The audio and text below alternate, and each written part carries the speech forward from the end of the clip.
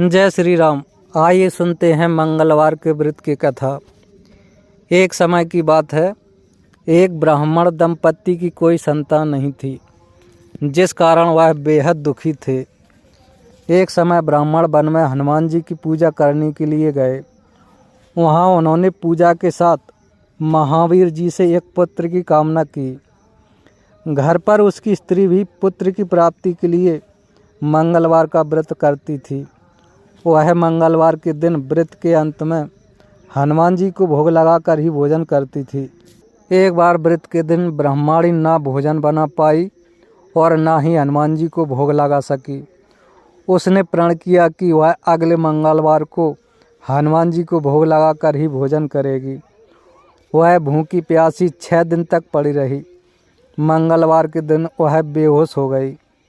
हनुमान जी उसकी निष्ठा और लगन को देखकर प्रसन्न हुए।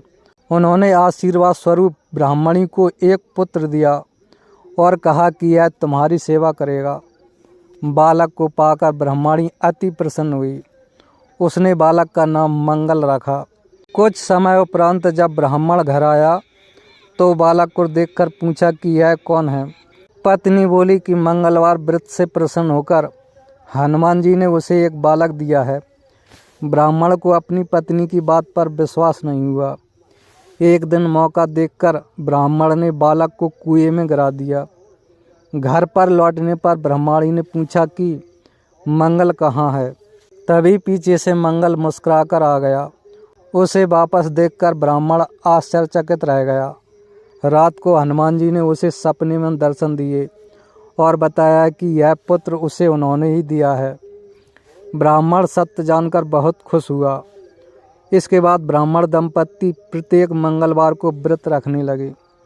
जो मनुष्य मंगलवार व्रत कथा को पढ़ता या सुनता है और नियम से व्रत रखता है, उसे हनुमान जी की कृपा से सब कष्ट दूर होकर सर्व सुख प्राप्त होता है और हनुमान जी की दया के पात्र बनते हैं। जय जय श्री हनुमान जी महाराज की जय।